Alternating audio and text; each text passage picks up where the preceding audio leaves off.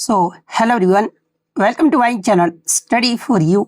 सो guys, जैसा कि आज जो है आपका रेलवे एनटीपीसी का 8 मई के फर्स्ट शिफ्ट का एग्ज़ाम हो गया है दोस्तों, जिसका जो है मैं आपको बिल्कुल 100% एक्यूरेट आंसर के साथ जो है इस वीडियो में बताऊँगा। तो देख लेते हैं कि किस प्रकार की जो है आज आपके 8 मई के फर्स्ट शिफ्ट के एग्ज़ाम में जो है प्रश्न पूछे गए हैं। उससे पहले एक बात और दोस्तों, कि जिन्होंने भी अगर चैनल को सब्सक्राइब नहीं किया है तो रेलवे एनटीपीसी एग्ज़ाम से रिलेटेड पल पल की अपडेट के लिए जो है चैनल को सब्सक्राइब ज़रूर कर दीजिएगा। और बगल में ही आपको एक बेल आइकन यानी घंटे का निशान भी दिख रहा होगा, तो आप उस भी जो है ज़रूर प्रेस कर दीजिएगा। तो चलिए वीडियो को स्टार्ट करते हैं। तो सबसे पहले जो है अजीत यादव हो गए, शिवम चौरसिया हो गए, इसके अलावा अभिषेक विश्वकर्मा हो गए, इसके अलावा अन्य कैंडिडेट जिन्होंने भी टेलीग्राम पर क्वेश्चन भेजे हैं, उन सभी कैंडिडेट्स को जो है मैं तहे दिल से जो वो धन्यवाद कहता हूं, क्योंकि एग्ज़ाम होने के बाद जो है लगभग बहुत सारे बच्चों ने जो है ना टेलीग्राम पर जो वो लिख कर क्वेश्चन भेजे हैं। तो इसी प्रकार से जब भी आपका एग्ज़ाम होता है तो आप भी अपने क्वेश्चन को जो है टेलीग्राम पर जरूर भेजा कीजिएगा। टेलीग्राम का जो लिंक है आपको डिस्क्रिप्शन में दे दिया गया है, आप वहां से ज्वाइन करके जो है अपने एग्ज़ाम के आए हुए क्वेश्चन को जो है हमसे ज़रूर साझा कीजिएगा। अब हम लोग देख ले रहे हैं फर्स्ट शिफ्ट के एग्ज़ाम में जो है किस प्रकार के प्रश्न जो वो पूछे गए हैं। तो आपका पहला क्वेश्चन यहाँ पर आता है कि in which part of the Indian constitution is the union executive detailed, यानी भारतीय संविधान के किस भाग में जो है ना संघ की कार्यपालिका का विवरण जो आपका दिया गया, ये आपसे पूछा गया था, जहाँ पे इस प्रकार के 4 विकल्प जो आपके दिए गए थे। तो ये भारतीय संविधान के भाग 5 में जो है ना ये आपका संघ की कार्यपालिका का विवरण जो आपका दिया गया। और अनुच्छेद के बारे में अगर आपसे पूछा जाए तो ये अनुच्छेद 52 से 78 तक जो है ना ये आपका यूनियन एग्जीक्यूटिव यानी संघीय कार्यपालिका का उल्लेख जो आपका किया गया है। तो भाग 5 किस विकल्प में आपका दिया, तो ऑप्शन डी में आपका दिया गया है। तो ऑप्शन डी विकल्प आपका करेक्ट आंसर होगा। इसके अलावा एग्जाम में प्रश्न पूछा जाता है कि संघीय कार्यपालिका में आपके कौन कौन शामिल होते हैं। तो देखिए इसमें आपके राष्ट्रपति, उपराष्ट्रपति, प्रधानमंत्री, मंत्रिपरिषद और भारत के महान्यायवादी जो होते हैं ना, इनमें आपके जो वो शामिल होते हैं। और इनके कार्य के बारे में एग्जाम में अगर आपसे पूछा जाए तो देखिए कार्यपालिका का जो मुख्य कार्य है ना, ये विधायिका द्वारा बनाए गए कानून को लागू करना और प्रशासन चलाना, ये जो इनका मुख्य कार्य होता है। संघीय कार्यपालिका का संवैधानिक प्रमुख कौन होता है, अगर ये आपसे पूछा जाए तो अनुच्छेद 53 के तहत जो है ये आपके राष्ट्रपति होते हैं। भारत का वास्तविक यानी रियल कार्यपालिका प्रमुख कौन होता है, तो ये आपके प्रधानमंत्री होते हैं मंत्रिपरिषद के साथ। मंत्रिपरिषद सामूहिक रूप से किसके प्रति जवाबदेह होते हैं, तो अनुच्छेद 75 के क्लोज 3 के तहत जो है ये आपका लोकसभा के प्रति जो है ना ये आपके जवाबदेह होते हैं। भारत के महान्यायवादी यानी अटॉर्नी जनरल का उल्लेख किस अनुच्छेद में आपका किया गया है, तो आपका अनुच्छेद 76 में जो आपका किया गया है। संविधान के अनुच्छेद 71 के तहत जो है ना मैं आपको बता दूं कि अटॉर्नी जनरल यानी भारत के महान्यायवादी की नियुक्ति जो है ये आपका राष्ट्रपति के द्वारा जो आपका किया जाता है। और इनके कार्यकाल की बात कर ले तो देखिए ये जो आपके राष्ट्रपति के प्रसाद पर्यंत्र यानी प्लेजर ऑफ द प्रेसिडेंट पद जो आपका धारण करते हैं, यानी उन्हें किसी भी समय जो है ना आपका हटाया जा सकता है। और भूमिका की बात कर ले तो देखिए महान्यायवादी जो है ये भारत सरकार का सर्वोच्च कानूनी सलाहकार और मुख्य वकील भी होते हैं। तो ये सारे फैक्ट जो आपको ध्यान में रखना है। नेक्स्ट क्वेश्चन आपका बताते हैं कि 2011 की जनगणना के अनुसार भारत के किस केंद्र शासित प्रदेश का जनसंख्या घनत्व जो है ना यानी पॉपुलेशन डेंसिटी जो है ये सबसे कम है, ये आपसे पूछा गया था, जहां पे इस प्रकार के 4 विकल्प जो आपके दिए गए थे। तो ये 2011 के सेंसस से आपके हर शिफ्ट में 1 या 2 प्रश्न पूछा जा रहा है। तो मैं क्या करूंगा कि आगे आने वाले दिनों में जो है ना सेंसस के क्वेश्चन भी जो आपको करवा दूंगा, तो आप सेंसस के क्वेश्चन भी जो आप जरूर देख लीजिएगा। तो देखिए मैं आपको बता दूं कि जो आपका पॉपुलेशन डेंसिटी है ना यानी जनसंख्या घनत्व, इसका मतलब ये होता है ना कि प्रति वर्ग किलोमीटर में कितने लोग रहते हैं, इसे आपका जनसंख्या घनत्व आपका कहा जाता है। और यहाँ पर आपका केंद्र शासित प्रदेश का पूछा गया था। तो देखिए अंडमान और निकोबार का जो जनसंख्या घनत्व है ना ये आपका सबसे कम है 2011 की जनगणना के अनुसार। ओवरऑल भी अगर बात कर लेना तो ओवरऑल में तो आपका अरुणाचल प्रदेश है, लेकिन यहाँ पर आपका यूटी के बारे में यानी केंद्र शासित प्रदेश के बारे में पूछा गया था, जो कि आपका अंडमान और निकोबार का है। अंडमान और निकोबार का जो जनसंख्या घनत्व है ना ये आपका मात्र 46 व्यक्ति प्रति वर्ग किलोमीटर है, जो कि आपका सभी केंद्र शासित प्रदेश में सबसे कम है। तो अंडमान और निकोबार ऑप्शन में आपका दिया गया था। तो ऑप्शन बी विकल्प आपका करेक्ट आंसर होगा।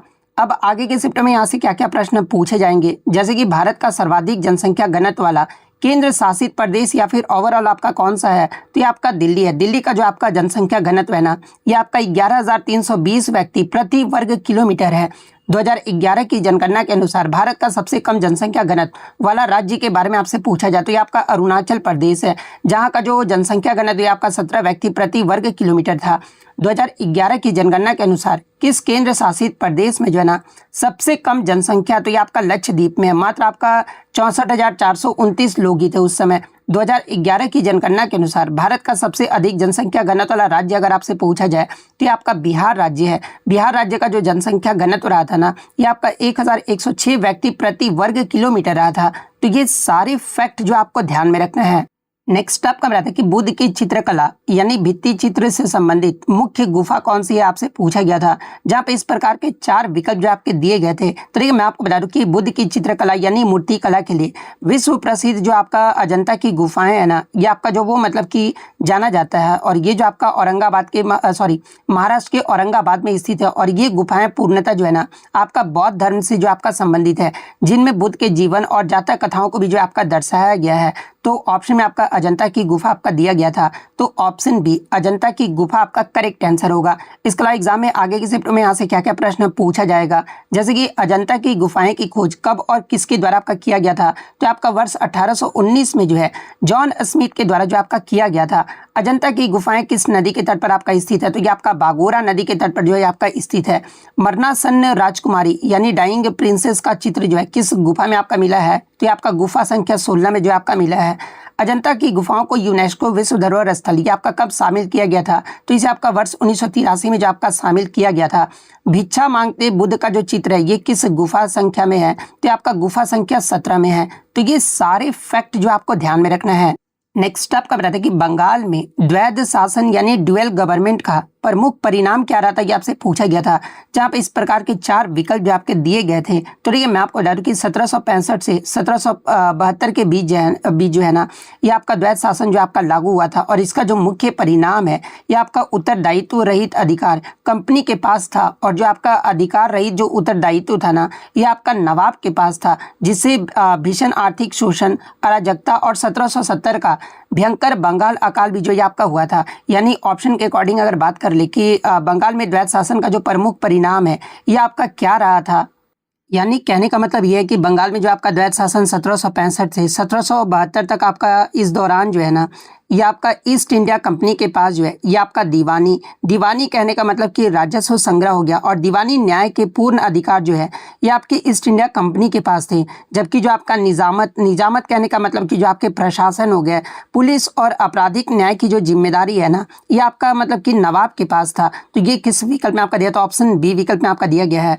तो ऑप्शन बी विकल्प आपका करेक्ट आंसर होगा। अब आगे की शिफ्ट में यहाँ से क्या क्या प्रश्न बन सकता है, जैसे कि बंगाल में द्वैध शासन की शुरुआत ये जो है किसके द्वारा किया गया था, तो ये आपका 1765 में जो है रॉबर्ट क्लाइव के द्वारा जो आपका किया गया था। बंगाल में द्वैध शासन को किसने समाप्त किया था, तो ये आपका 1772 में जो है वारेन हेस्टिंग के द्वारा जो आपका समाप्त किया गया था। उत्तरदायित्व रहित अधिकार किस शासन व्यवस्था की विशेषता थी, तो ये आपका बंगाल में द्वैध शासन की आपका विशेषता था।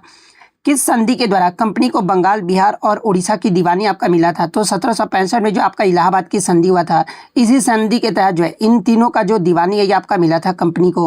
बंगाल का भयंकर अकाल कब पड़ा, जिसके लिए द्वैध शासन को जिम्मेदार जो आपका माना जाता है, तो आपका 1770 में जो आपका बंगाल में जो ये आपका भयंकर अकाल पड़ा था। तो ये सारे फैक्ट जो आपको ध्यान में रखना है। नेक्स्ट आपका बताते कि 1857 के विद्रोह के पूर्व किस गवर्नर जनरल ने कुशासन का आरोप लगाकर जो है अवध का ब्रिटिश साम्राज्य में विलय किया था, ये आपसे पूछा गया था, जहां पे इस प्रकार के 4 विकल्प जो आपके दिए गए थे। तो ये 1857 के विद्रोह से ठीक पहले जो है ना डलहौजी ने 1856 में जो है अवध का ब्रिटिश साम्राज्य में जो आपका विलय किया था। तो डलहौजी किस ऑप्शन में आपको ऑप्शन सी में आपका दिया गया है, तो ऑप्शन सी विकल्प आपका करेक्ट आंसर होगा। इसके अलावा आगे के शिफ्ट में आपका क्या क्या प्रश्न पूछा जाएगा कि 1856 में जब आपका अवध का विलय हुआ तब अवध का नवाब कौन था, तो ये आपका वाजिद अली शाह था। डलहौजी ने किस रिपोर्ट के आधार पर जो है अवध का जो है आपका विलय किया था, तो ये आपका जे आउटरम की रिपोर्ट, जिसमें अवध के कुशासन की बात जो है आपका कहा गया था। चेरी का उदाहरण डलहौजी ने किस रियासत के लिए आपका दिया था, तो ये आपका अवध के लिए ही आपका दिया गया था। ये जो आपका डलहौजी के द्वारा कहा गया था कि आपका चेरी एक दिन हमारे मुंह में आकर गिरेगा, ये जो आपका डलहौजी के द्वारा ही जो आपका कहा गया था अवध के लिए। इसके अलावा एग्जाम में एक प्रश्न पूछा जाता है कि विलय के बाद वाजिद अली शाह को कहाँ निर्वासित किया गया था, तो ये आपका कलकत्ता में जो है आपका निर्वासित किया गया था। अवध के विलय के बाद वहाँ का पहला ब्रिटिश कमिश्नर कौन बना था, तो ये आपका जेम्स आउटरम जो ये आपका पहला कमिश्नर जो आपका बना था। तो ये सारे फैक्ट जो आपको ध्यान में रखना है। नेक्स्ट आपका रहता है कि निम्नलिखित में से कौन सा तटीय नाम और राज्य का सही मिलान है, यानी मैच द फॉलोइंग से जो आपका पूछा गया था कि कौन सा आपका सही मिलान जो आपका किया गया तटीय नाम से। तो देखिए सबसे पहले मैं आपको बता दूं कि उत्कल तट की बात कर ले तो ये आपका महानदी डेल्टा के उत्तर में उड़ीसा के तट को जो है आपका कहा जाता है। कोरोमंडल तट की बात कर ले तो आपका आंध्र प्रदेश और मतलब कि आंशिक रूप से आपका आंध्र प्रदेश और तमिलनाडु के तट को जो आपका कहा जाता है। कोंकण तट की बात कर लेते हैं आपका महाराष्ट्र और गोवा के तट को जो आपका कहा जाता है। मालाबार तट की बात कर लेते हैं आपका केरल के तट को जो आपका कहा जाता है। यानी इसमें सबसे जो मतलब कि मैचिंग कौन सा किया गया तो कोरोमंडल तट में जो है ये आपका मतलब कि केरल दिया गया था जो कि आपका गलत है, मैंने आपको पहले ही बताया। कोंकण तट में आपका तमिलनाडु दिया गया जो भी कि आपका गलत है। मालाबार तट आपका महाराष्ट्र, ये भी आपका गलत है। उत्कल तट उड़ीसा के मतलब कि उड़ीसा के तट को ही जो आपका उत्कल तट जो आपका कहा जाता है। तो ये वाला आपका जो वो सही मैचिंग जो आपका किया गया था। तो ऑप्शन बी विकल्प आपका करेक्ट आंसर होगा। अब आगे के शिफ्ट में आपका क्या क्या प्रश्न पूछा जाएगा, जैसे कि भारत के पूर्वी तट यानी ईस्ट कोस्ट के उत्तरी भाग को किस नाम से आपका जाना जाता है, तो इसे जो आपका उत्तरी सरकार तट यानी नॉर्थर्न कर्सर से या फिर उत्कल तट के नाम से जो आपका जाना जाता है। वेस्ट कोस्ट यानी पश्चिमी तट पर स्थित कोंकण तट को किन राज्यों में आपका फैला हुआ है, तो ये आपका महाराष्ट्र और गोवा में जो आपका फैला हुआ है। भारत का कौन सा तटीय मैदान कोरोमंडल जो आपका कहलाता है, तो ये आपका तमिलनाडु का तटीय मैदान जो आपका कहलाता है। मालाबार तट आपका कहाँ पर स्थित है, तो ये आपका केरल में स्थित है। पश्चिमी तट यानी वेस्टर्न कोस्ट का दक्षिणी भाग क्या कहलाता है, तो इसे आपका मालाबार तट जो आपका कहा जाता है। तो ये सारे फैक्ट जो आपको ध्यान में रखना है। नेक्स्ट आपका रहता है कि 1905 में पुणे में गोपाल कृष्ण गोखले के साथ मिलकर जो है ना सर्वेंट ऑफ इंडिया सोसाइटी की स्थापना किसके द्वारा किया गया था, ये आपसे पूछा गया था। हालांकि मैं बता दूं ऑप्शन इस प्रकार से आपका नहीं दिया गया था। ऑप्शन में आपके तीन नाम जो आपके दिए गए थे, तो मैं आपको एक्स्ट्रा फैक्ट बताऊंगा, उसमें आपको आंसर देखने को मिल जाएगा। तो ये सर्वेंट ऑफ इंडिया सोसाइटी की जो स्थापना है ना, ये 12 जून 1905 को जो है ये आपका मुख्य रूप से गोपाल कृष्ण गोखले, लेकिन उनके सहयोगी जो है ये आपके जीके देवधर, एवी पटवर्धन और आपके एन ए द्रविड़ जो है आपके शामिल थे। तो यही तीनों का नाम आपका दिया गया था। तो ये तीनों जो आपका यहाँ पे करेक्ट आंसर होगा। ऑप्शन के अकॉर्डिंग में आपका जीके देवधर आपका दिया गया है, तो ऑप्शन सी विकल्प आपका करेक्ट आंसर होगा। इसके अलावा बात कर ले सर्वेंट ऑफ इंडिया सोसाइटी की स्थापना कहाँ पर आपका किया गया था, तो ये आपका पुणे महाराष्ट्र में जो आपका किया गया था। और किस उद्देश्य से आपका किया गया था, तो ये विभिन्न जातियों और धर्मों के भारतीयों को एकजुट करना, राष्ट्र की सेवा के लिए युवाओं को प्रशिक्षित करना और सामाजिक व मानवीय विकास को जो आपका बढ़ावा देना, इसका जो आपका मुख्य उद्देश्य था। और महत्व की बात कर लो तो ये आपका भारत का पहला धर्मनिरपेक्ष संगठन था जिसने खुद को वंचितों, आदिवासियों और अकाल राहत के लिए भी जो आपका समर्पित किया था। इसके अलावा इस संस्था की पत्रिका का जो नाम था ना, ये आपका द हितवाद था, जो कि आपका 1911 में जो है ये आपका नागपुर से जो आपका प्रकाशित हुआ था। तो ये पॉइंट भी आप ध्यान में रखिएगा। इसके अलावा एग्जाम में प्रश्न पूछा जाता है कि गोपाल कृष्ण गोखले के राजनीतिक गुरु जो ये आपके कौन रहे थे, तो ये आपके एमजी रनाडे रहे थे।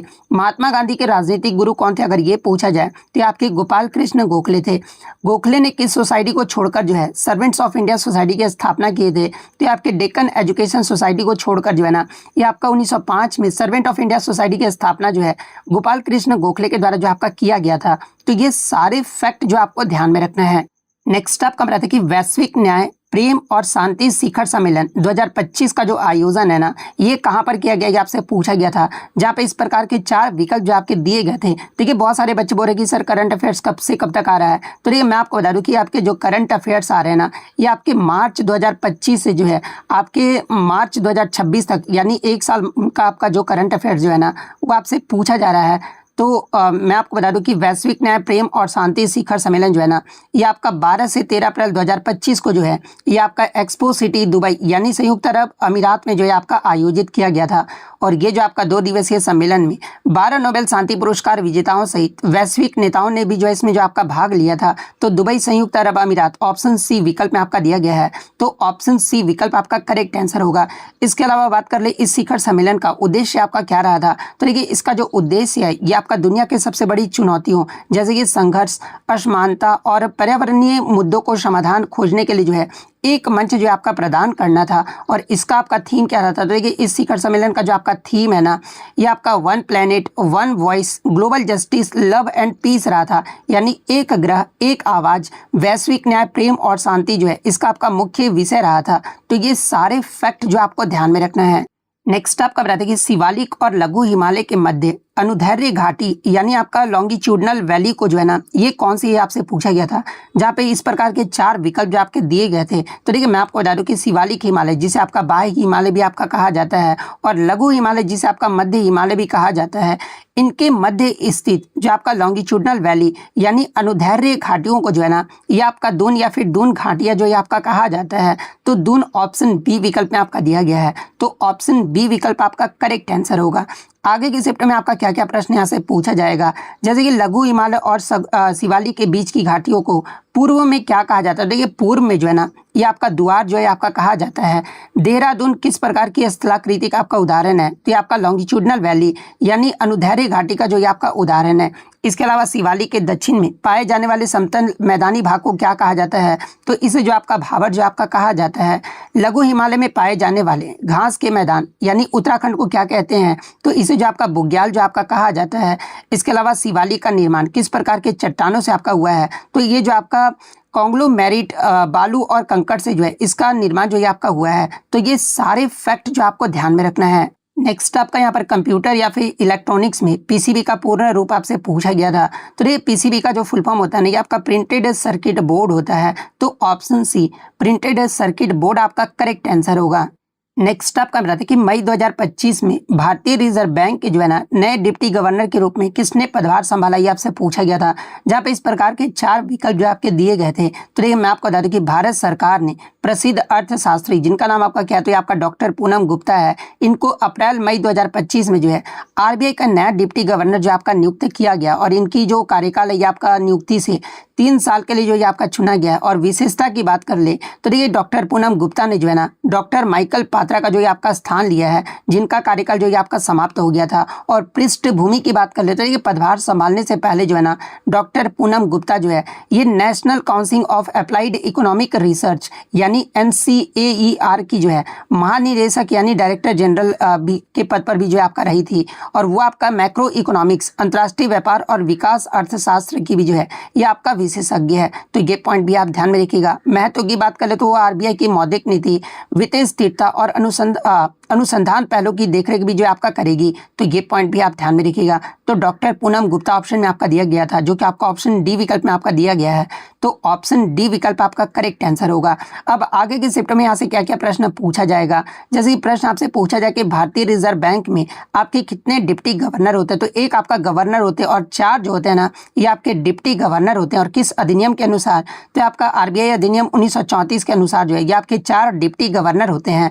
वर्तमान में आरबीआई के गवर्नर कौन है? अगर आपसे ये पूछा जाए तो आपके शक्तिकांत दास हैं।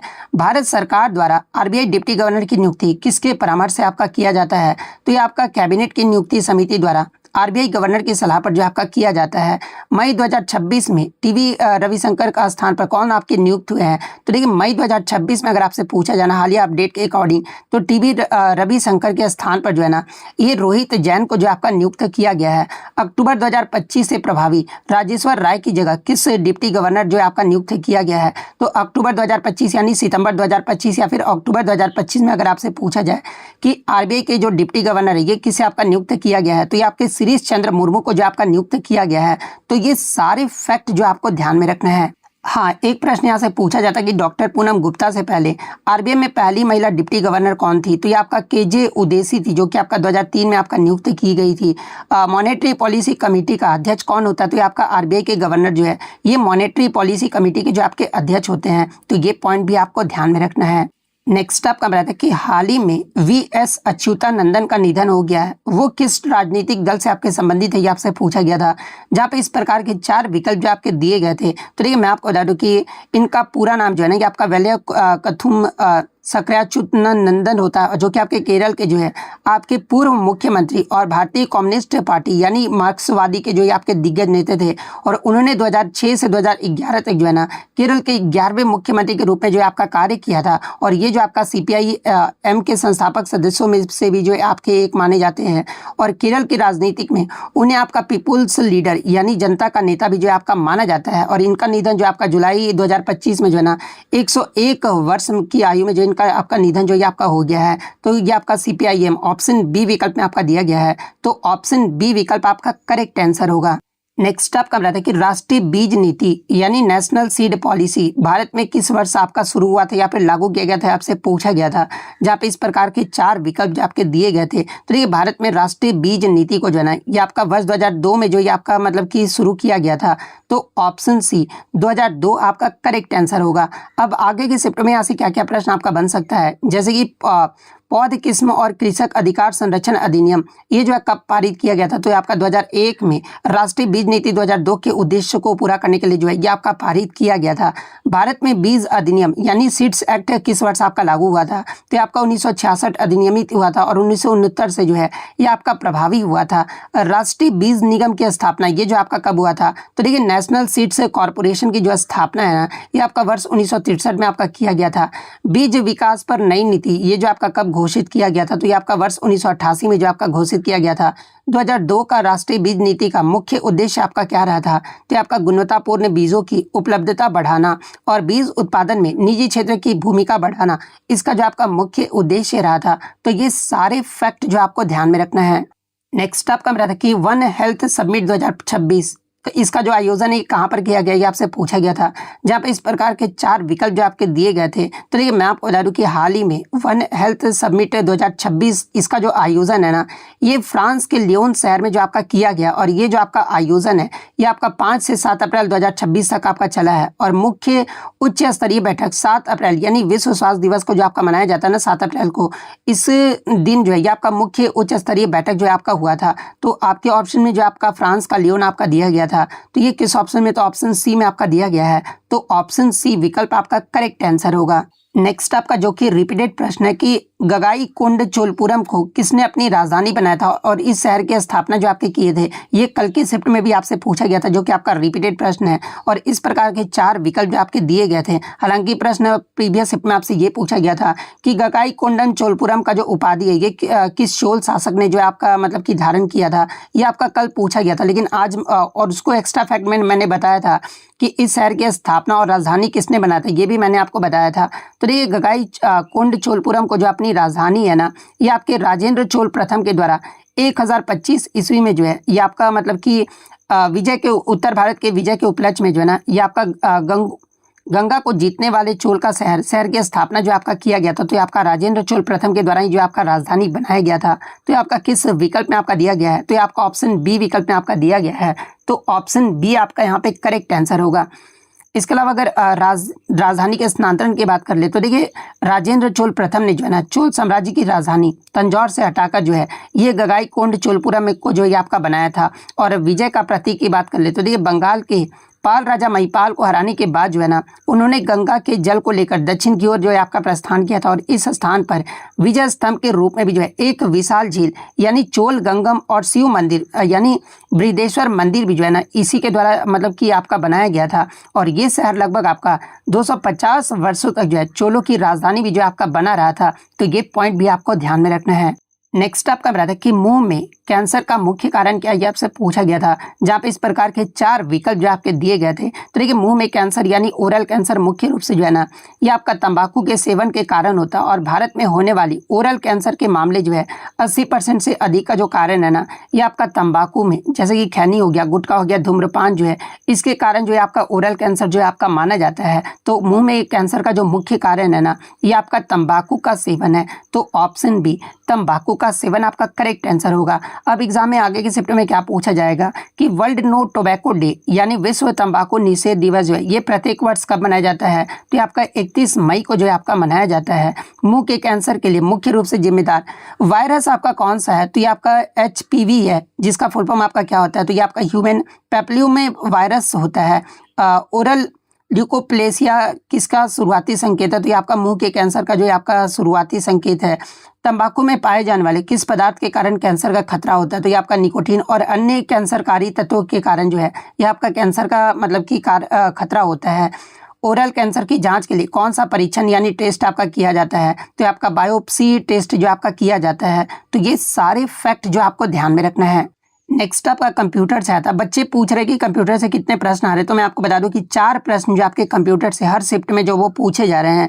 प्रश्न पूछा गया था कि कौन सी सर्च क्वेरी उन सभी माइक्रोसॉफ्ट वर्ड फाइलों को ढूंढेगी जिनके फाइल नाम में जो है ये आपका यूनिट और वे डॉट डॉक्स जो ये आपका प्रारूप में है, जहाँ पे इस प्रकार के 4 विकल्प जो आपके दिए गए थे। तो देखिए मैं आपको बता दूं कि आपके डिवाइस पर यूनिट नामक माइक्रोसॉफ्ट वर्ड फाइल को खोजने के लिए जो है ना, जो आपका सही सर्च क्वेरी होगा ये आपका यूनिट डॉट डॉक्स होगा। तो ये किस विकल्प में आपका दिया है? तो ऑप्शन बी विकल्प में आपका दिया गया है। तो ऑप्शन बी विकल्प आपका करेक्ट आंसर होगा।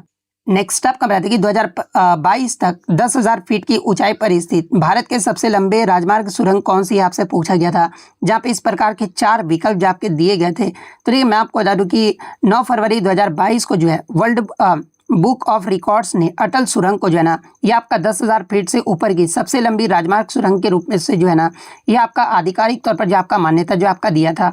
और ये जो आपका समुद्र तल से लगभग जो है 3,100 मीटर यानी फीट में बात कर ले तो आपका 10,171 फीट की ऊंचाई पर जो आपका स्थित है। और लंबाई और स्थान की बात कर ले तो ये आपका 9.02 किलोमीटर लंबी सुरंग है, जो कि आपका हिमाचल प्रदेश में मनाली को लाहौल स्पीति घाटी से भी जो है आपका जोड़ता है। और उद्घाटन की बात कर ले तो इस सुरंग का जो उद्घाटन है आपका 3 अक्टूबर 2020 को जो है प्रधानमंत्री नरेंद्र मोदी के द्वारा जो आपका किया गया था। और इसका निर्माण जो है ये आपका BRO यानी सीमा सड़क संगठन के द्वारा जो आपका किया गया था। तो ये पॉइंट भी आप ध्यान में रखिएगा। यानी क्वेश्चन के अकॉर्डिंग अगर बात कर ले कि आपका 2022 में 10,000 फीट की ऊंचाई पर स्थित भारत का सबसे लंबी राजमार्ग जो सुरंग है ये आपका कौन सा है? तो आपका अटल सुरंग है। तो ऑप्शन बी विकल्प आपका करेक्ट आंसर होगा। नेक्स्ट आपका बताया था कि एजेंडा 21 को जो है ये आपका किस वर्ष अपनाया गया था, ये आपसे पूछा गया था, जहाँ पे इस प्रकार के 4 विकल्प जो आपके दिए गए थे। तो देखिए एजेंडा 21 को जो है आपका 1992 में ब्राजील के रियो डी जेनेरियो में आयोजित संयुक्त राष्ट्र पर्यावरण और विकास सम्मेलन, जिसे आपका पृथ्वी शिखर सम्मेलन या फिर रियो सम्मेलन भी कहा जाता है, इसमें जो ये आपका अपनाया गया था। और इसका उद्देश्य क्या रहा था? तो आपका 21वीं सदी में सतत पोषणीय विकास यानी सस्टेनेबल डेवलपमेंट प्राप्त करना, जिसमें गरीबी, बीमारियों से निपटना और पर्यावरण की रक्षा करना भी जो ये आपका शामिल था। और हस्ताक्षरकर्ता की बात कर ले तो 178 से अधिक देशों की सरकार द्वारा इसे जो आपका स्वीकार किया गया था। तो ये पॉइंट भी आप ध्यान में रखिएगा। यानी एजेंडा 21 को जो है ना ये आपका वर्ष 1992 में जो आपका अपनाया गया था। तो ऑप्शन सी 1992 आपका करेक्ट आंसर होगा। नेक्स्ट आपका बता दें कि दल बदल को 10वीं अनुसूची में जो है किस संविधान संशोधन के द्वारा जोड़ा गया था, ये आपसे पूछा गया था, जहाँ पे इस प्रकार के 4 विकल्प जो आपके दिए गए थे। तो देखिए मैं आपको बता दूं कि दल बदल विरोधी कानून को जो है ना 52वें संविधान संशोधन अधिनियम, जो कि आपका वर्ष 1985 में हुआ था, और इसके द्वारा जो है भारतीय संविधान की 10वीं अनुसूची में जो आपका जोड़ा गया था। और इसका जो मुख्य उद्देश्य है ये निर्वाचित प्रतिनिधियों द्वारा पार्टी बदलने की प्रवृत्ति को रोककर जो है सरकारों में जो आपका स्थिरता जो आपका लाना था। तो 52वां संविधान संशोधन अधिनियम 1985 ऑप्शन सी विकल्प में आपका दिया गया है। तो ऑप्शन सी विकल्प आपका करेक्ट आंसर होगा। और फैसले के एग्जाम में प्रश्न पूछा जाता है कि दल बदल से संबंधित मामलों में फैसले लेने का जो अधिकार है ना ये किसके पास होता है? तो ये आपका सदन के अध्यक्ष यानी स्पीकर या फिर चेयरमैन को जो आपका होता है। तो ये पॉइंट भी आप ध्यान में रखिएगा। इसके अलावा एग्जाम में यहाँ से एक प्रश्न पूछा जाता है ना कि किस संविधान संशोधन ने जो है दल बदल कानून में 1/3 सदस्यों की जगह 2/3 सदस्यों में विलय को मान्यता जो आपका दिया है। तो देखिए ये जो आपका 91वां जो संविधान संशोधन हुआ था ना, जो कि आपका वर्ष 2003 में हुआ था। और इसी संशोधन के द्वारा जो है ना आपका प्रावधान किया गया है कि यदि किसी दल के 2/3 सदस्य आपका अलग होकर नई पार्टी बनाते हैं ना या विलय करते हैं तो दल बदल कानून जो है ये आपका लागू नहीं होगा, जो कि पहले ये सीमा आपका 1/3 जो आपका रखा गया था। तो आपका 91वें संविधान संशोधन के तहत जो है ये आपका विलय को मान्यता जो आपका दिया गया है। तो ये फैक्ट भी आपको ध्यान में रखना है। नेक्स्ट आपका बता दें कि 2025 से 2028 के चक्र के लिए किस कंपनी को जो है ना टीम इंडिया के लिए BCCI का ऑफिशियल कलर पार्टनर यानी आधिकारिक रंग भागीदार जो है आपका नामित किया गया है, आपसे पूछा गया था, जहाँ पे इस प्रकार के 4 विकल्प जो आपके दिए गए थे। तो देखिए मैं आपको बता दूं यहाँ पर नीचे कि एशियन पेंट्स 2025 से 2028 तक जो है ना ये आपका बीसीसीआई का नया आधिकारिक यानी ऑफिशियल कलर पेंटर जो ये आपका बन गया है। तो एशियन पेंट ऑप्शन में आपका दिया गया था, तो ये किस विकल्प में आपका दिया, तो ऑप्शन सी विकल्प में आपका दिया गया है। तो ऑप्शन सी विकल्प आपका करेक्ट आंसर होगा। आगे की चैप्टर में अब आपसे क्या प्रश्न पूछा जाएगा कि एशियन पेंट्स की इस 3 साल की डील के लिए यानी 2028 की डील के लिए जो है ना अनुमानित वैल्यू आपका कितना है, तो ये आपका लगभग 45 मतलब कि करोड़ है। तो ये पॉइंट भी आप ध्यान रखिएगा। भारतीय क्रिकेट टीम के आधिकारिक किट प्रयोजक यानी किट स्पॉन्सर कौन है जिसका अनुबंध जो है 2028 तक जो है आपका किया गया है। तो देखिए जो आपके किट प्रयोजक है ना भारतीय क्रिकेट टीम के, ये आपके एडिडास हैं। तो ये फैक्ट भी आपको ध्यान में रखना है। नेक्स्ट आपका बताते कि दशावतार मंदिर देवगढ़ किस शैली में आपका बना हुआ है, ये आपसे पूछा गया था, जहाँ पे इस प्रकार के 4 विकल्प जो आपके दिए गए थे। तो देखिए मैं आपको बता दूं कि देवगढ़ जो आपका उत्तर प्रदेश का प्रसिद्ध दशावतार जो मंदिर है ना, ये मुख्य रूप से जो है ये आपका पंचायतन शैली में जो आपका बना हुआ है। और ये जो आपका नागर शैली का एक प्रारंभिक और उत्कृष्ट उदाहरण भी जो आपका माना जाता है। और ये जो मंदिर है ये किस भगवान को समर्पित है, तो ये आपके भगवान विष्णु को जो आपका समर्पित है। तो ये आपका जो दशावतार मंदिर देवगढ़ किस शैली में आपका बना हुआ है, तो ये आपका पंचायतन शैली में जो आपका बना हुआ है। तो ऑप्शन सी पंचायतन शैली आपका करेक्ट आंसर होगा। नेक्स्ट आपका बता दें कि वैश्विक पर्यटन का वैश्विक जीडीपी यानी ग्लोबल जीडीपी में लगभग कितना प्रतिशत शेयर है, ये आपसे पूछा गया था, जहाँ पे इस प्रकार के 4 विकल्प जो आपके दिए गए थे। तो देखिए मैं आपको बता दें कि world travel and tourism council यानी WTTC के 2025-26 के नवीनतम आंकड़ों के अनुसार जो है ना पर्यटन क्षेत्र वैश्विक जीडीपी में लगभग आपका जो है 10% का योगदान जो है आपका करता है। तो ऑप्शन में आपका 10% आपका दिया गया था। तो ये किस विकल्प में, तो ऑप्शन ए में जो आपका दिया गया है। तो ऑप्शन ए विकल्प आपका करेक्ट आंसर होगा। नेक्स्ट आपका बताते हैं कि यदि किसी देश का भुगतान संतुलन बढ़ जाता है यानी सरप्लस होता है ना, तो ये मुख्य रूप से जो है किस खाते में परिलक्षित या फिर दर्ज होता है, ये आपसे पूछा गया था, जहाँ पे इस प्रकार के 4 विकल्प जो आपके दिए गए थे। तो देखिए मैं आपको बता दूं कि भुगतान संतुलन ये जो आपका देश को जो है ना दूसरे देशों के साथ सभी आर्थिक लेन देन का जो ये आपका रिकॉर्ड है, जिसके 2 मुख्य भाग होते हैं, एक आपका चालू खाता होता है और दूसरा जो होता है ये आपका पूंजी खाता होता है। और जब आपका BOP बढ़ता है यानी सरप्लस होता है ना, यानी जब देश को बाहर से मिलने वाली कुल विदेशी मुद्रा जो है बाहर जाने वाली मुद्रा यानी डेबिट से आपका अधिक हो जाता है ना, तो उसे जो आपका BOP सरप्लस जो आपका कहा जाता है। और इसका अंतिम प्रभाव यानी फाइनल इंपैक्ट क्या होता है, तो देखिए जब कुल BOP आपका सकारात्मक होता है ना, तो ये आपका अतिरिक्त विदेशी मुद्रा जो है केंद्रीय बैंक के जो है आधिकारिक आरक्षित खाते यानी ऑफिशियल रिजर्व अकाउंट में जो है आपका जमा हो जाता है, जिससे देश का विदेशी मुद्रा भंडार भी जो है आपका बढ़ जाता है। इसके अलावा ये आप ध्यान रखिएगा कि करंट अकाउंट यानी चालू खाता में वस्तुओं और सेवाओं का जो है आपका व्यापार होता है, जबकि कैपिटल अकाउंट यानी पूंजी खाता में जो है आपका निवेश और ऋण जो आपके आते हैं। लेकिन सरप्लस बढ़ोतरी अंततः जो है आपका रिजर्व में ही जो आपका देखी जाती है। तो यही आपसे पूछा गया था कि जो आपका सरप्लस होता है ये मुख्य रूप से किस खाते में परिलक्षित या फिर दर्ज होता है, तो आपके विदेशी मुद्रा भंडार या फिर आधिकारिक आरक्षित खाते में जो है आपका दर्ज होता है। तो ऑप्शन सी विकल्प आपका करेक्ट आंसर होगा। नेक्स्ट आपका बताते हैं कि सिंधु घाटी सभ्यता के विदेशी व्यापार की जानकारी के सबसे मुख्य साक्ष्य क्या, ये आपसे पूछा गया था। देखिए सिंधु घाटी सभ्यता से भी आपके 2 से 3 प्रश्न जो है हर शिफ्ट में जो वो पूछे जा रहे हैं, जहाँ पे इस प्रकार के जो आपके 4 विकल्प जो आपके दिए गए थे। तो देखिए मैं आपको बता दूं कि सिंधु घाटी सभ्यता के विदेशी व्यापार की जानकारी मुख्य रूप से जो है ना ये आपके मुहरे और विशेषकर आपका मेसोपोटामिया से मिली से जो आपका पता चलता है, और लोथल से मिले बंदरगाह यानी डॉकयार्ड और मेसोपोटामिया अभिलेखों से मेलुआ के उल्लेख भी जो है ना इसके आपके ठोस प्रमाण है। यानी सिंधु घाटी सभ्यता के विदेशी व्यापार की जानकारी जो है ना सबसे मुख्य साक्ष्य आपका क्या है, तो ये आपके मुहरे यानी सील्स है। तो ऑप्शन बी मुहरे आपका करेक्ट आंसर होगा।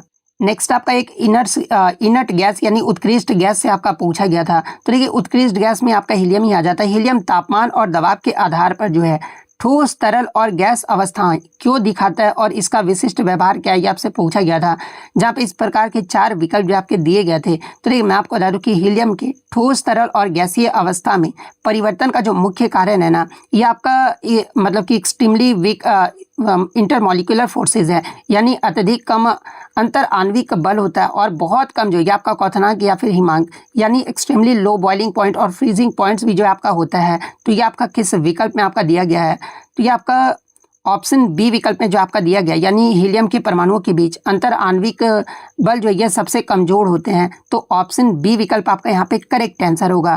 नेक्स्ट आपका बताते हैं कि महाराष्ट्र का कौन सा स्थल जो है उत्तर हड़प्पा और आपके ताम्र पाषाण काल से आपका संबंधित है, ये आपसे पूछा गया था, जहाँ पे इस प्रकार के 4 विकल्प जो आपके दिए गए थे। तो ये मैं आपको बता दूं कि ये जो आपका दैमाबाद है ना, ये महाराष्ट्र के जो है अहमदनगर जिले में आपका प्रवरा नदी यानी गोदावरी नदी का, ये आपका प्रवरा नदी जो आपका सहायक नदी है, इसके तट पर जो आपका स्थित है। और ये जो आपका दैमाबाद है ना, यह स्थल जो है भारत में सबसे दक्षिणी हड़प्पा स्थल माना जाता है, जहाँ उत्तरी हड़प्पा संस्कृति के जो आपके साक्ष्य मिलते हैं। और हड़प्पा के अलावा यहाँ आपका जोरवे संस्कृति के महत्वपूर्ण ताम्र पाषाणिक साक्ष्य भी जो आपके प्राप्त हुए हैं, जैसे कि आपके मिट्टी के बर्तन, चकमक पत्थर के उपकरण और तांबे की वस्तुएं भी जो है यहीं से जो मतलब कि साक्ष्य जो आपके प्राप्त हुए हैं। और यहाँ से आपके कान से रथ, गेंडा, हाथी और बाघ की कान से मूर्तियां भी जो है आपका मिली है। तो ये पॉइंट भी आप ध्यान में रखिएगा। यानी महाराष्ट्र का कौन सा स्थल उत्तर हड़प्पा और ताम्र पाषाण काल से जो आपका संबंधित है, तो ये आपका दैमाबाद जो ये आपका संबंधित है। तो ऑप्शन बी दैमाबाद आपका करेक्ट आंसर होगा। नेक्स्ट आपका बताते हैं कि ख्याल गायकी के संबंध में सही कथन को जो आपको चुनना था, जहाँ पे इस प्रकार के 4 विकल्प जो आपके दिए गए थे। तो ये ख्याल की बात कर लेते हैं। आपका हिंदुस्तानी शास्त्रीय संगीत का जो है ना सबसे लोकप्रिय और प्रमुख गायन शैली है, और यह आपका पारंपरिक और कठोर ध्रुपद शैली की तुलना में अत्यधिक लचीली और भावनात्मक भी जो आपका होता है। ख्याल शैली का अर्थ ऑप्शन में आपका दिया गया था। तो ये ख्याल शैली का जो शाब्दिक अर्थ होता है ना, ख्याल फारसी भाषा का आपका शब्द है, जिसका अर्थ आपका कल्पना यानी इमेजिनेशन या फिर आपका थॉट या फिर विचार होता है। और ख्याल की परिभाषा की बात कर ले तो देखिए, जब एक गायक जो है ना राग के नियमों का पालन करते हुए अपनी कल्पना के अनुसार स्वर, लय और तान का विस्तार करता है, तो उसे जो आपका ख्याल गायकी जो आपका कहा जाता है। और इसकी विशेषता की बात कर ले तो इसमें आपका ध्रुपद की तरह कठोर नियम आपके नहीं होते हैं, बल्कि कलाकार को जो है अपनी रचनात्मकता दिखाने के लिए जो है पूर्ण स्वतंत्रता भी जो आपका दिया जाता है। तो ये जो आपका ख्याल की जो आपका विशेषता है, यानी ख्याल गायकी के संबंध में जो आपका सही कथन आपका दिया गया था ना कि ख्याल का जो अर्थ है ये आपका कल्पना है, और ये जो आपका एक लचीली शैली है, ये जो आपका सही कथन आपका दिया गया था। तो ऑप्शन बी विकल्प आपका करेक्ट आंसर होगा। नेक्स्ट आपका बता दें कि अक्टूबर 2025 में भारत के किस शहर में मेट्रो की औपचारिक शुरुआत जो ये आपका किया गया था, ये आपसे पूछा गया था, जहाँ पे इस प्रकार के 4 विकल्प जो आपके दिए गए थे। तो देखिए, अक्टूबर 2025 में बिहार के पटना शहर मतलब जिले में जो है ना मेट्रो रेल सेवा की शुरुआत जो ये आपका हुआ है। तो ऑप्शन बी पटना आपका करेक्ट आंसर होगा। नेक्स्ट आपका बताते हैं कि भारतीय संविधान के भाग 11 में और अनुच्छेद 245 से 255 तक जो है ना किन संबंधों का वर्णन किया गया, ये आपसे पूछा गया था, जहाँ पे इस प्रकार के 4 विकल्प जो आपके दिए गए थे। तो देखिए, मैं आपको बता दूं कि भारतीय संविधान के भाग 11 और अनुच्छेद 245 से 255 के मध्य जो है ना केंद्र और राज्यों के बीच जो है ये आपका लेजिस्लेटिव रिलेशंस यानी विधायी संबंध का वर्णन जो आपका किया गया है। और ये अनुच्छेद जो है संसद और राज्य विधानमंडलों के कानून बनाने के क्षेत्रीय विस्तार और उनके विषय के वितरण को भी जो है आपका परिभाषित करता है। तो लेजिस्लेटिव रिलेशन यानी आपका विधायी संबंध किस ऑप्शन में आपका दिया गया है, तो ऑप्शन बी विकल्प में आपका दिया गया है। तो ऑप्शन बी विकल्प आपका करेक्ट आंसर होगा। और इससे संबंधित अगर कुछ अनुच्छेद की बात कर ले, जैसे कि अनुच्छेद 245 जो है ये कानूनों का क्षेत्रीय विस्तार यानी संसद पूरे भारत के लिए, राज्य केवल अपने क्षेत्र के लिए होगा, ये आपका अनुच्छेद 245 में आपका कहा गया है। यानी कानून का जो क्षेत्रीय विस्तार है ये आपका अनुच्छेद 245 में है।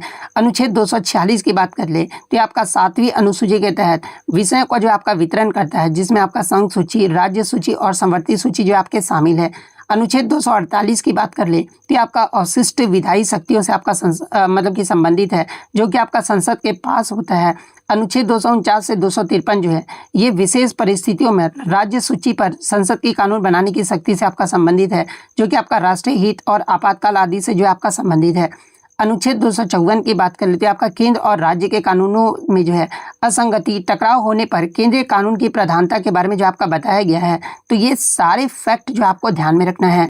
एक और आपका रिपीटेड प्रश्न आ गया, कल ही मैंने आपको बताया था, पूछा ये गया था कि the main function of a device driver is to, यानी डिवाइस ड्राइवर का मुख्य कार्य जो है ना ये क्या होता है, ये आपसे पूछा गया था, जहाँ पे इस प्रकार के जो आपके 4 विकल्प जो आपके दिए गए थे। तो देखिए, मैं आपको बता दूं कि डिवाइस ड्राइवर जो है ना विशेष आपका सॉफ्टवेयर होता है, जो कि आपका ऑपरेटिंग सिस्टम जैसे कि आपका विंडोज़ हो गया, लिनक्स हो गया, मैक ओएस हो गया, इसकी उस उच्च स्तरीय भाषा को जो है हार्डवेयर भाषाओं में जो है ना ये आपका ट्रांसलेट करता है यानी अनुवादित करता है। यानी अगर बात कर ले क्वेश्चन के अकॉर्डिंग कि डिवाइस ड्राइवर का मुख्य कार्य क्या होता है, तो ये आपका कंप्यूटर के ऑपरेटिंग सिस्टम और उसके हार्डवेयर के मध्य जो है ना एक आपका ट्रांसलेटर यानी अनुवादक के रूप में जो आपका कार्य करता है। तो ये किस विकल्प में, तो ऑप्शन बी में आपका दिया गया है। तो ऑप्शन बी विकल्प आपका करेक्ट आंसर होगा। नेक्स्ट आपका बताया था कि लोथल डॉकयार्ड स्थल के बारे में कौन सा कथन आपका सही दिया गया है आपसे पूछा गया था, जहाँ पे इस प्रकार के 4 विकल्प जो आपके दिए गए थे। तो देखिए मैं आपको बता दूं कि लोथल जो है ये आपका गुजरात के भोगवा नदी के तट पर आपका स्थित एक प्रमुख हड़प्पाकालीन बंदरगाह शहर था, जिसकी खोज S.R. रॉय के द्वारा जो है ना ये आपका 1954 में जो आपका किया गया था। और यहाँ से आपका जो है पक्की हुई ईंटों का बना एक आयताकार ढांचा है, जिसे दुनिया का सबसे पुराना ज्ञात बंदरगाह भी जो आपका माना जाता है। और ये जो आपका साबरमती नदी की एक सहायक नदी से भी जो आपका जुड़ा हुआ था, जहाँ से जहाज़ों में माल लादा और उतारा जाता था। इसके अलावा डॉकयार्ड के पास ही जो है एक आपके ऊंचे चबूतरे पर एक बड़ा गोदाम भी आपका मिला था, और इसमें माल की जांच और भंडारण भी जो आपका किया जाता था, जो कि आपका दर्शाता था कि ये प्रमुख व्यापारिक केंद्र भी जो आपका रहा है। और यहीं से आपका जो है ना मोहरे यानी सील्स मन के बनाने की कार्यशाला और चावल के साक्ष्य भी जो है आपके मिले हैं। तो ये पॉइंट भी आप ध्यान में रखिएगा। यानी लोथल डॉकयार्ड स्थल के बारे में जो आपका सही कथन दिया गया था ना कि यहाँ पक्की ईंटों से बना एक विशाल गोदीवाड़ा और एक गोदाम मिला है, जिसका उपयोग जो है वस्तुओं को स्टोर करने के लिए जो आपका होता था। ये आपका सही कथन जो आपका दिया गया था। तो ऑप्शन बी विकल्प आपका करेक्ट आंसर होगा। नेक्स्ट आपका बताते हैं कि नवंबर 2025 में पाकिस्तानी सीमा यानी पश्चिमी क्षेत्र के पास आयोजित त्रिसेवा संयुक्त युद्ध अभ्यास, जिसका नाम क्या था, तो ये आपका त्रिशूल था। इसका नेतृत्व जो है किसने किया था, ये आपसे पूछा गया था, जहाँ पे इस प्रकार के 4 विकल्प जो आपके दिए गए थे। तो देखिए मैं आपको बता दूं कि त्रिशूल 2025 का जो नेतृत्व है ना ये आपका इंडियन नेवी यानी भारतीय नौसेना ने जो आपका किया। और ये जो आपका युद्ध अभ्यास का समन्वय जो है ना पश्चिमी नौसेना कमांड यानी वेस्टर्न नेवल कमांड के द्वारा जो आपका किया गया था। और इसमें भागीदारी की बात कर ले तो इसमें आपके भारतीय थल सेना जो कि आपके दक्षिणी कमान थे, भारतीय वायुसेना जो कि आपका दक्षिणी पश्चिमी वायु कमान, और भारतीय नौसेना के साथ साथ जो है तटरक्षक बल और बीएसएफ ने भी जो है आपका भाग लिया था। और ये कहाँ पर आपका किया गया था, तो ये आपका अभ्यास जो है राजस्थान, गुजरात और उत्तर अरब सागर में जो है ये आपका किया गया था। और इसका उद्देश्य क्या था, तो देखिए इसका जो उद्देश्य है ना ये आत्मनिर्भर भारत पहल के तहत स्वदेशी प्रणालियों का उपयोग करना और 3 सेनाओं के मध्य जो है समन्वय और अंतर संचालनीयता को जो है आपका बढ़ाना था।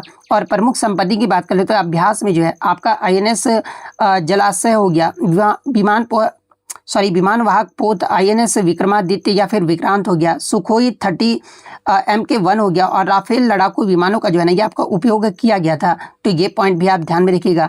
यानी त्रिशूल 2025 का जो नेतृत्व ये भारतीय नौसेना के द्वारा आपका किया गया था। तो ऑप्शन सी में आपका भारतीय नौसेना आपका दिया गया है। तो ऑप्शन सी विकल्प आपका करेक्ट आंसर होगा। नेक्स्ट आपका बता दें कि पंचायत के चेयरपर्सन के निर्वाचन और पद से हटाने के रिगार्डिंग कानून जो है ना ये कौन बनाता है, ये आपसे पूछा गया था, जहाँ पे इस प्रकार के 4 विकल्प जो आपके दिए गए थे। तो देखिए मैं आपको बता दूं कि भारतीय संविधान के अनुच्छेद 243C के तहत जो है ना राज्य विधानमंडल को ये आपका अधिकार है कि वह पंचायत की संरचना यानी कॉम्पोजिशन के लिए जो है ना ये आपका कानून जो ये आपका बनाता है। तो ये कानून जो कौन बनाता है, तो ये आपका राज्य विधानमंडल जो आपका बनाता है, यानी स्टेट लेजिस्लेचर जो आपका बनाता है। तो ये आपका ऑप्शन बी विकल्प में आपका दिया गया है।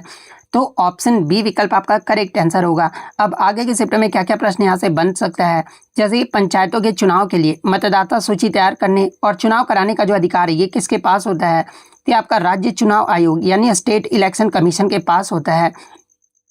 पंचायत सदस्य यानी वार्ड मेंबर बनने के लिए न्यूनतम आयु क्या होना चाहिए, तो ये आपका 21 वर्ष होना चाहिए। संविधान के किस भाग में पंचायतों से संबंधित प्रावधान जो आपके मतलब कि किए गए हैं, तो आपके भाग 9 में जो आपके किए गए हैं।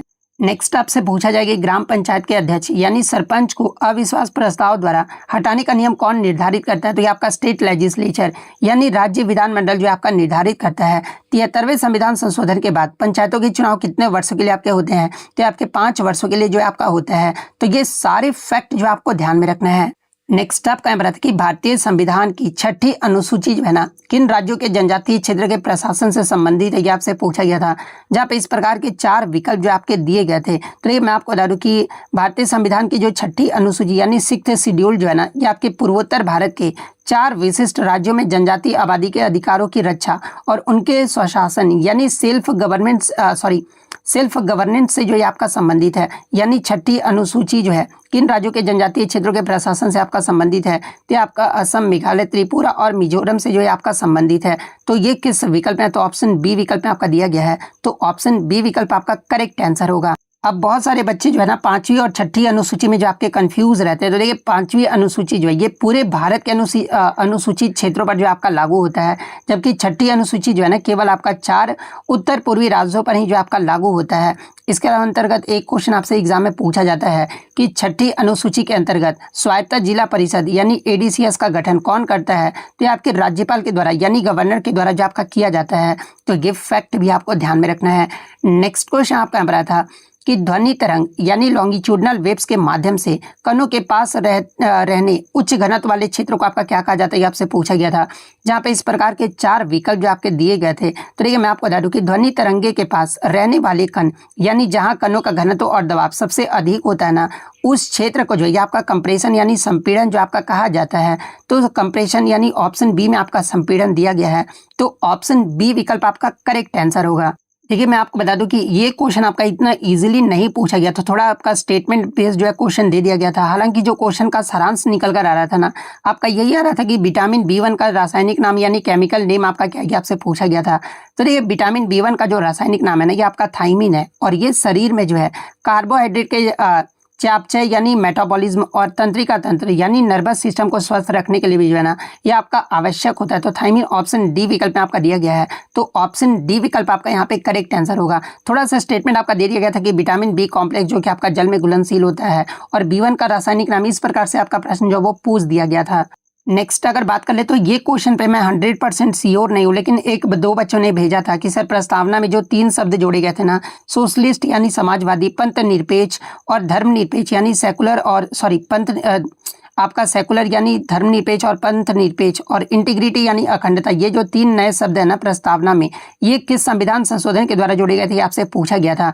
तो ये जो तीनों शब्द है ना, ये आपके 42वां जो संविधान संशोधन हुआ था 1976 में, इसके द्वारा प्रस्तावना में जो आपका जोड़ा गया था। तो 42वां संविधान संशोधन आपका करेक्ट आंसर होगा। और मैं आपको बता दूं कि इसके द्वारा ही जो है राष्ट्र की एकता को जो है ना बदल कर आपका राष्ट्र की एकता और अखंडता भी जो आपका किया गया था। और इस संशोधन के समय भारत के प्रधानमंत्री कौन थे, तो ये आपका इंदिरा गांधी थी। तो ये फैक्ट भी आपको ध्यान में रखना है। तो ये इसी प्रकार से जब भी आपका एग्जाम होता है तो आप भी अपने क्वेश्चन को टेलीग्राम पर जरूर भेजा कीजिएगा। टेलीग्राम का जो लिंक आपको डिस्क्रिप्शन में दे दिया गया है, आप वहां से ज्वाइन करके क्वेश्चन जरूर भेजा कीजिएगा। वीडियो पसंद आए तो वीडियो को लाइक जरूर कर दीजिएगा, और इसी तरह रियल एनालिसिस पाने के लिए जो है चैनल को सब्सक्राइब जरूर कर दीजिएगा। तो मिलते हैं नेक्स्ट वीडियो में, तब तक thank you, all the best.